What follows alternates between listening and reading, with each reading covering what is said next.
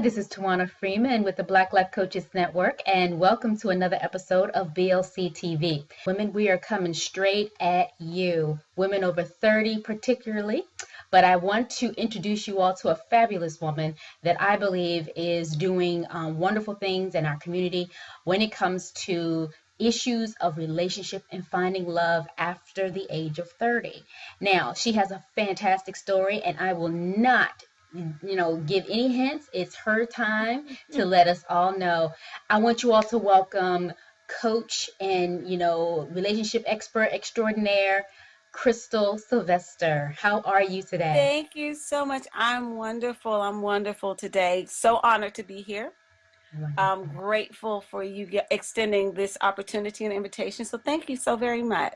you are welcome. We look for people who are doing wonderful things. And Crystal, I think you have done a fantastic job with your web show as well as, through your blogging. So tell us a little bit about how you became a coach and that transition that you made into relationship coaching.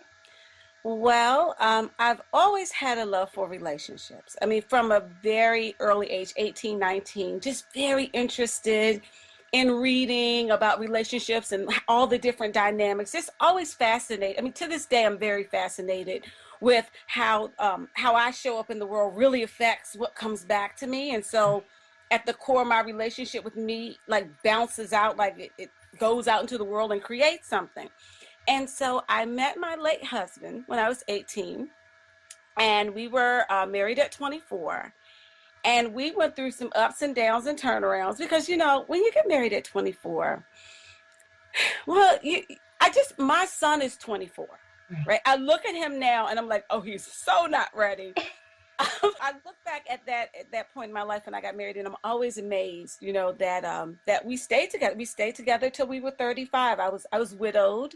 He passed away 5 days after his 35th birthday, and 9 days after my 35th birthday. Mm. I found myself a widow, and throughout our marriage, we always worked on our relationship, and every challenge we faced, we always came out of the other side learning. When we took a lot of workshops, a lot of marriage retreats, and we had actually just signed up to become like lay coaches in our church at the time. Mhm. And we were getting ready to go through this program because we'd come through challenges, and challenges that a lot of married couples face: infidelity, Right. um, learning to live a blended family. I had a child when I met him. There were a lot of things that we had to work through to become a stronger couple. And then we signed up, and we were going to help other people, and he died. And I'm sitting at his funeral, and people are going, if it wasn't for this couple, we wouldn't still be married. And I'm sitting like, but my husband's dead. And all of these couples are up saying all these wonderful things about us as a couple, and how we help this person, we help that person. But you know, I couldn't see it. I couldn't connect to it at the moment. I just wanted to survive and live through, Mhm. being a 35-year-old widow. 16 years of my life was gone. And so, as life would have it, I met my life coach, and she was a widow's coach. She specialized in coaching Mhm. widows. Mhm. Being widowed at 35, I was thrown back out there. And, well, the last time I dated, I was 18. Yeah, And that's scary. Oh yeah, my God. right. And I was with one man, right? Oh my God, yeah. Now that you know what, if you had not see, I was thinking here, I was putting it in perspective, but you just reminded me of how after being away for over a decade, how much things change in the dating world. And the beautiful thing about what you're saying is that you did, it wasn't that you wanted to become a coach because you wanted to share your experience. You became a coach because you loved relationships and you had a formula. You had a system that you explored from, in your second relationship, that you were able to say, you know what, this actually works. Tell us a little bit about that discovery and some of the things you have put in place to help women understand there is a strategy behind it. Well, the thing is that what I notice is that we're kind of bombarded with a lot of books about how men think and what men think and all of this.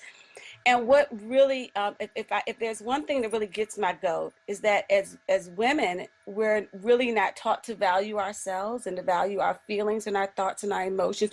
Really, I mean, I have women that will come to me and say, "Well, how do I get my boyfriend to listen to me?" Mhm. And here's what I know. If he's not listening to you, you're not listening to you. So where do you ignore you? Where do you step over your gut? Where do you allow that voice to come up that goes, you know what? Something's not right here. And go, no, I can't say that about them. I don't know that. How can I judge them? Where are you not listening to you? I remember I first started dating and I went out and I did all the posturing because everyone told me how hard it was. And it just became so exhausting. Why was it exhausting? Well, I soon learned because I was working too hard. When we're high, and when women say dating is exhausting, it's because we are working too hard. You're hiding out. You're trying to Yes. wear the right outfit. You're on the phone with your girlfriend for an hour before you go. What if he does this? And what do I say? And then you get there, you're listening. You're trying to figure out, is he a good husband? Is he a good, will he be a husband? It was too much work. And so my coach said, what do you want to do, Crystal? Why is it you're dating? And because I was newly widowed, I didn't have a lot of reasons to date other than I wanted to get comfortable around men again because I'd been around one man for 16 years. So I was so out of flirting and interacting. Secondly, as a widow, I saw a lot of young widows falling into bad relationships because they were used to being with a husband who was invested and that man died. And then the next guy who was halfway decent, they made the mistake of thinking he was invested too. Mm. And because they're still in wife mindset. So I wanted to get out of wife mindset and really just practice getting out there. Oh, Crystal, stop right there. You said something that's so important. You dug up another bone that I never thought about the fact that you have to get out of wife mindset. Yeah. That is, that is going to scream to a lot of viewers, because if you are divorced and on the market to remarry or wanting to remarry, you have to shift out of that mommy, wifey, all that has to be shifted Mm-hmm. quickly before you start going out. You really need to shift, because you don't want to walk in talking about, let me wipe your mouth, baby. Let me go ahead and pull your dinner together, and and iron your clothes, and you Mm-hmm. have to be careful, because you will put 2 feet, 2 arms, legs, and head all in that, and he will not be where you are. Mm-hmm. He will be looking at you like, she just loves to serve. Mm-hmm. Is she like this with everybody? Am Right. I How special am I? Is she like this with everybody? So you have to be. I did not think about that. See, that's why Yeah. you are a relationship coach and I'm not. But I appreciate you for sharing. Yes, I tell you, and so that was huge, Mhm. shifting. And I did that by dating. I was conscious of staying in the moment, getting to know the person across from me, not making up a story about him, staying really, really present with me and what was because that got to be my learning experience. Dating was about me learning, who am I on a date with this guy? Who am I on a date with this guy? What shows up here? Oh, I felt a little insecure with that guy, huh? I wonder what that was about. Oh, I felt really great around this guy. I wonder what that's. See, none of it was about the guy. The guys were kind of like mirrors. And I got to learn who I was in the process. And it's interesting because when I met my husband, I was, I'd really gotten into this place of, I'm just going to be me. And I'm out on dates. We're on a date on our first date. I'm smelling candles in the store and just doing, because I'm kind of a flower child. So oh, look at this. Oh, smell this. Do this. Oh, I said, no, smell this candle. And I said, that was a sniff. That wasn't a smell. Close your eyes. Take it in. He looked around like, I am not. I said, why not? Who cares? So he said, okay. So he said, oh, it does smell different. The funny thing is, so many women laughed at me. Like he said, what do you like to do? And at the time I wasn't working. I said, well, I lay in a blanket in my backyard with my dogs. And I like to meditate and watch butterflies. I mean, really, because I just was saying whatever, right? Because it was an experiment for me to see, how much of myself can I show up being and feel okay? Well, lo and behold, I had so many women to go, you are crazy. I would never say that stuff on the, that is madness, girl. On our wedding video, they were interviewing us, and he said, so what let you know she was the one? He says something about her smelling those candles and skipping through that store. Oh, I knew she was the one. It was something about her butterflies. yes. She just was a little bit, That's right. and you That's know right. what? That man stands by me, supports me, loves me, and he already knew me. And so if I would have shown up with my representation, I'm going to Yeah. show up, hello, saying what I think Yeah. he wants to hear, Right. he would have missed me Yeah. and I would have missed him. Yeah. And something that I didn't think anything of, That's right. he thought was precious. And Absolutely. so, that is the thing. It really is men, and this may sound bad, but I'm going to say it. The men are secondary when our relationship with ourselves primary. You know, if your relationship with yourself, it has to be primary to your children. To If you're not healthy with you, that affects your choices. And so anyone that works with me, no. I just said, no, we're not just going to sit around and talk about men. It's always going to be about you. It's always going to be about what you want to do differently. And then how do we create the structure to support you doing it differently? And no, I'm going to hold you accountable. So I'm going to come back the next week and see how you did. And that is the process. And it's not about you should have done this. It's about who am I when I do what it really honors me, and who am I when I'm doing what doesn't honor me. What's Mm-hmm. going on with me when I feel like I have to be small and pretend that I'm not who I am, or things don't bother me that really do. And who am I being when I can speak my mind, and say what's true for me. That's the rich soil, and that's where change happens. It doesn't change in trying to do it all right. It doesn't change with trying to run from the wrong. Real change comes when we allow all of ourselves to be there, when all of who I am is okay. Yes, there are parts of me I need to work on, but that doesn't define me being okay. And now, how do I move forward? So let's transition and talk about some of the common things that you see in the 21st century with the women who are over 30, who are looking for love, who are blaming it on the fact that the system has all our good men in incarceration. Let's deal in that, because that's a reality. A lot of women tell you it's not enough good men out there. It's the record, the broken record. So tell me a little bit about what you're hearing in the 21st century. Well, I hear that there are not a lot of good men, and here's what I believe, and what I know to be true is that what we believe is what manifests. So once we decide there are Mm. no good men, we stop looking. Um, we stop looking. We go like, oh no, there are no good men. And Excellent. then when we meet a good man, what do? We want to pick him apart. He Yeah. can't be good because there are none, right? And so it that is one of the bigger things. And then when we dig below, there are no good men. A lot of the times, what I find is, I really don't feel worthy of a good man. I really don't know how to Mm-hmm. choose a good man. I really Yeah. don't feel comfortable about myself when someone treats me too well. Yeah. When I met my husband, he's courting away. He's planning all these dates, museums, and all this stuff. And one of my friends who's been married for over 20 years, and her husband had a very difficult first part of their marriage, and then the second part of their marriage has been beautiful. They really made some changes and adjustments. And she even looked at me and goes, no one's going to give you that out the gate.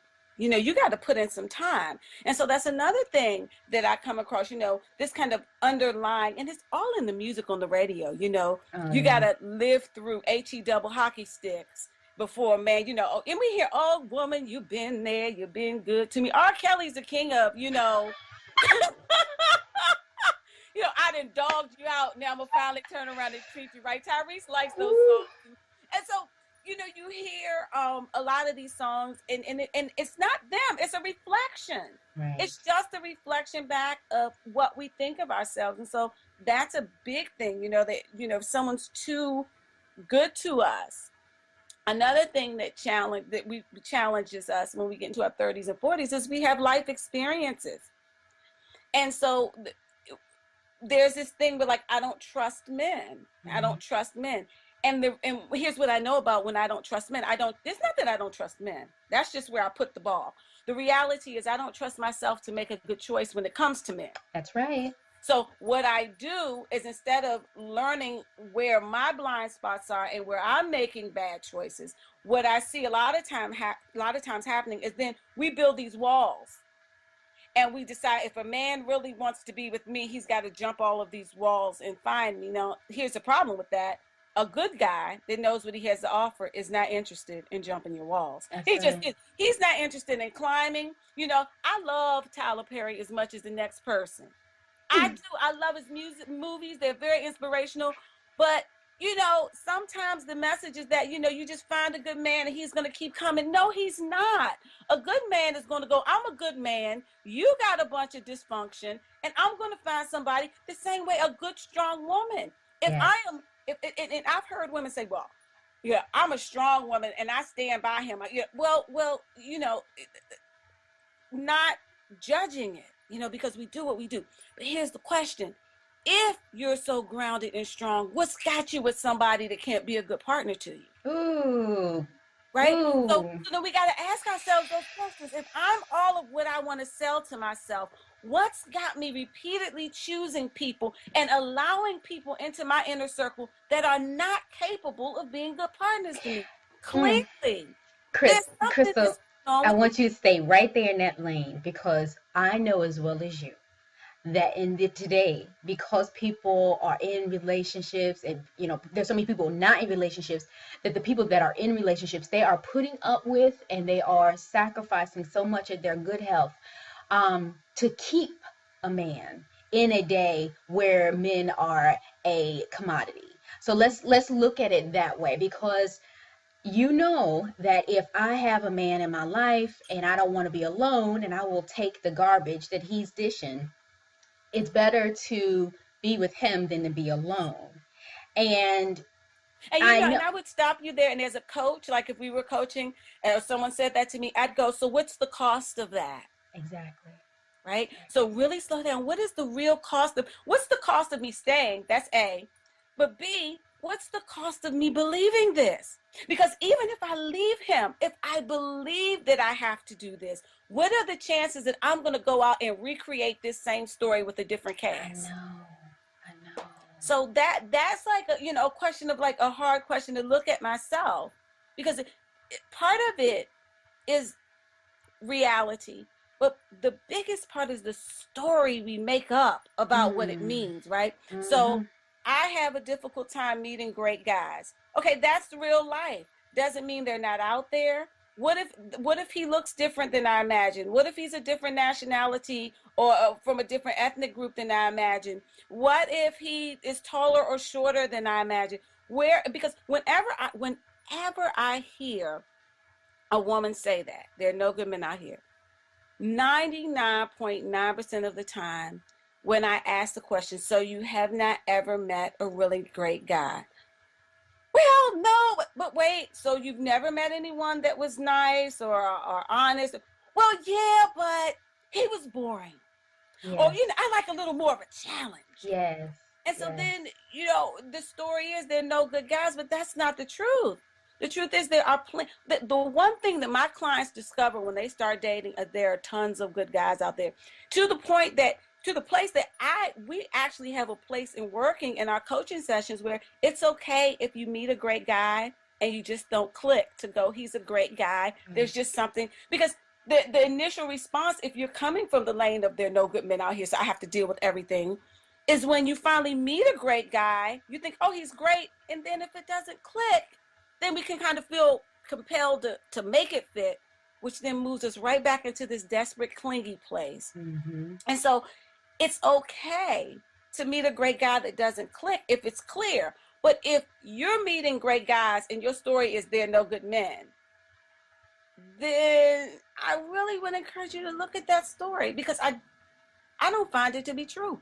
I met tons of great guys when I was dating. And I was shocked, because all of my friends are, there are no good men out here. And I'm going out like, oh, there are no good men. Let me go see. I'm going to see for myself. And I got out and I was like, wow, there are tons of guys that I can have interesting conversations with, that I can enjoy, periods of time with. We can go to dinner. We can go to have a cup of coffee. We can walk around the park. There are guys that I can enjoy my time with. And I think sometimes as women, we get the ooh with men. Oh, Like they absolutely. got voodoo magic. Oh, I can't Hmm. go out with him. Oh, what if Hmm. he?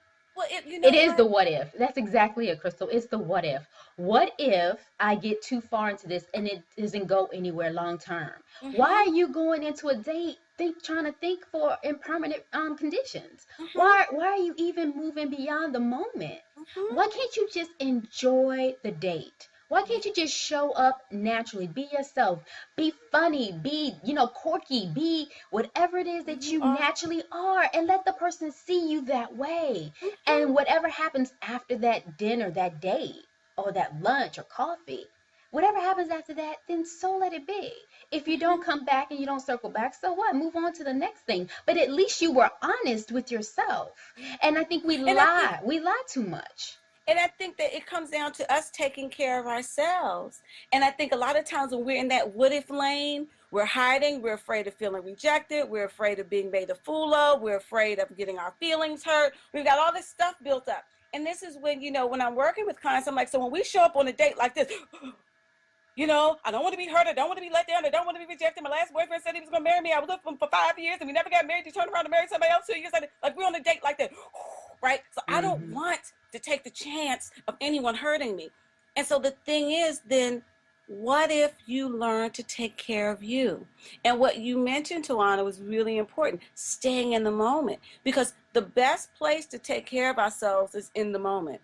It's not in yesterday. It's not in tomorrow. It's in this very moment. How do I do what's best for me? Well, I listen to myself. I pay attention to my gut. I listen to when something doesn't feel quite right for me. And I trust that even if, and here's this little caveat when we go off, we veer off. Something doesn't feel right. So we make up this big, huge story. He Mm. probably this, he probably that, he probably did it. Yes. We get on the phone with our Assumptions. girlfriends. Assumptions. Yes. Girl, okay, look, what do you think? When the reality is there's a real place to go. Something didn't feel right for me. And I don't need to make up a story about it because I know, trust, and love me enough to know if something doesn't feel right, it's okay. I don't have to justify it. I hear women, we say things like, oh, I don't want to be mean. I don't want to be rude. I don't want to hurt his feelings. Okay, what if you just honor yourself? What if you just go, something about this doesn't settle for me and I don't know what it is? And then you kind of say, okay, so do I want to see this person again? Is there enough here for me to want to continue to see this person? If the answer is no, it's no. It doesn't Absolutely. have to be like this big, and oh my gosh, and then this is another one I hear. Well, when we're giving somebody a second chance that our gut clearly is Mm. telling us we need to pass over. Well, I need people to give me a second chance, and I want people to do, you should do unto others as we would have them to do unto us. Mhm. And the reality is no, no, you do unto others what they've shown you they have the capacity to handle. All Right. right. So if someone shows you that he can't be honest and trustworthy, then you don't give him all the trust you would want somebody to I give you. know. I It, know. if you're honest and trustworthy, then you don't give someone that same. You give them what they've shown you they can handle. If you're talking to someone that tells somebody's business, well, you don't give them all your business because you want No. somebody to trust you. You go, you Right. know what? This person clearly, for whatever reason, I'm not even going to make up a story about them, doesn't seem capable of being direct. And Right. as a result, in order to put my oxygen mask on first and take care of me, I need to base my choices on who I am and what this person is showing me, not what I should be doing, what would be right. No, no, no. What is right in this moment for me? No. Absolutely. Krista, you're doing a fantastic job. I keep saying it, but I think the reason why I want to validate everything you're saying is because I know what's true in the community. I know how many women are suffering in bad relationships. I know how many women are suffering from not being in healthy relationships with themselves. And so if you can't first enjoy yourself and you can't first be acceptable with who you are, because we judge ourselves so harshly. We think that we have a measuring stick that has to, I know mama gave it to you, the church gave it to you. I don't know where that measuring rod came from, but at the end of the day, we're trying to measure up to something. And if we don't believe we're measuring up, then we punish ourselves. Yeah. And we punish ourselves in so many ways. And then we punish ourselves through relationships. We punish ourselves as parents. So it shows up when you do that. You think you're just doing it to yourself, but you're doing it to the other people as well. You're doing them a disservice, actually. And so because of that, you find yourself in a very bad spiral. And so, Crystal, you are doing you're doing a wonderful job as a coach. I know you are, working well with the clients, and you're helping a lot of relationships and a lot of women as they pursue relationships. So the question next I have for you is, what are you doing? How can people hire you as a coach? I mean, we know we can go to your website, but are there any other ways that people can connect with you? Do you do group coaching in your local area? Do you do group coaching by phone? How do you work? Well, I work several different ways. I do one-on-one coaching, and I actually just did group coaching in the form of a workshop, dating, your ultimate dating plan, because that's one of the challenges that I find as women when we were younger. We did not have a plan. You know, you're 18, you meet somebody at the bus stop, you know, you go to the movies, you like him, he likes you, you're going together, you know, and it just goes, right? Yes. Right. So that's kind of how it works. But as we get older, we have different things. There's school and home. Some of us have children, families, and we really have got to line our short-term uh, goals, dating goals, and long-term dating goals up. You know, so it's a matter of really having a plan that allows you to get really clear on what you want and where to plug those things in. Because as you mentioned earlier, we don't want to show up on the first date with like all this soulmate requirements. You Mm-hmm. know, the soulmate requirements belong someplace, but not on the first date. Mm-hmm. Yeah, I have a client who just used this program, and she just got engaged. And it was very interesting because the gentleman that asked her out, she knew that he had been married and she knew that he had separated, but she wasn't sure if he had divorced. And so he asked her out on a date. And it was so interesting because we were in a group of women, and you know the other women were going like, no, I wouldn't go out with him. I'd have to find out first if he's still married. I could. But because we've been working together, she's like, no, I can take care of myself. And if he's married, I'll tell him, then, you know, when you're divorced, get it together. So she decided to go out with him. Well, now he's divorced. He was divorced then. And now they're engaged. Yay! 16 months later, and they're getting married. But the thing is, if she would have, you know, gone with all this fear, Right. you know, on the date, she went on a date with, I can take care of me. And if this doesn't work for me, you know, it doesn't work for me. And the other women were afraid, which I get. So that's one way that I work with women in workshops. Another way that I work with women is in one-on-one coaching sessions. And I actually do offer a free coaching session. Fantastic. So the first time anyone works with me, it's free. So they can go over to soulmatecoachcrystal.com and sign up for a coaching session. And I do have to say, working as a relationship coach, and this is why I talk so much about relationship with ourselves, because what we can want sometimes is a quick fix. And we can want to undo 30 or 40 years of habits and beliefs in Mm-hmm. 2 weeks, Mm-hmm. and want, you know, the man of our dreams. And in order for him to be the man of our dreams, we really have got to discover who we are so we can Right. discover what the man of our dreams really looks like. Mm-hmm. And we hear stories of people who, you know, married someone and then realized who they were and looked at their partners like, this, you know, this This isn't. ain't it. So it really, really, really is a process. And I Yeah. say this because, you know, this is not the process for the person who wants to like have 3 sessions and be fixed. Now, this is for the person who really wants a better relationship with themselves. Even as long as we're focusing on the men, again, where are we putting ourselves out of the equation? How do I get a man? How do I get a man to understand this about me? How do I understand those things? Because trust me, When I understand certain things about me, I don't have to worry about how to get somebody else to understand them. When I do the work to feel good about myself and worthy and good enough in the world, and like you were talking earlier about that measuring stick, Yes. when I find that I'm okay and I can quiet that voice that tells me I'm not, I show up totally. Mm-hmm. Absolutely. I, I have another question for you, yes. but I think we're gonna have to pause this segment, Mm-hmm. and we're going to have to come and have you answer this question in a second episode, and because it's an important one based on something. As I collect the notes in my head, I know what the next best question is going to be. So I'm going.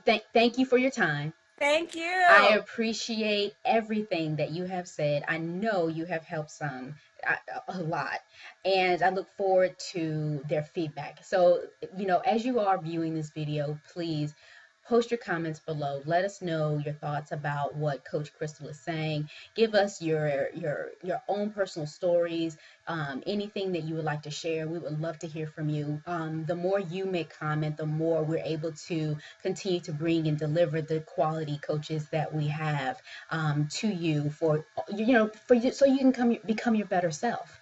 So thank you, Crystal. Thank Okay, you. give us your website one more time. It's soulmatecoachcrystal.com. And I'm also on Facebook, Okay. Soulmate Coach Crystal on Facebook, and I update there regularly, advise, people ask questions, all kinds of things. So check out Facebook too. I'm there. Fantastic. So there you have it. If you look below the video, you will see how to reach her. Feel free to email her directly, contact her, let her know. And remember, she said she offered free consultation. Free. FREE. That means you don't have to pay. So it's a good idea to take full advantage of those opportunities. So please take advantage. Give her an email, set up and schedule your free consultation, and see how she can help you in your relationship. And this is for the women that are over 30, women who are divorced, widowed, going through any type of relationship transitions. Understand this is about you, and Coach Crystal is there to help you. So thank you for your time. Thank you. All right. Advised in coaching widows. Mhm. And so as I started working with her, first, of course, the first few months, I'm totally distraught. I just, every session is like, oh, kid. Like, Right. every session I is got it. like that sound was the beginning of all of our sessions. But as I found my healing, and then I began to talk with her about relationships and different aspects of relationships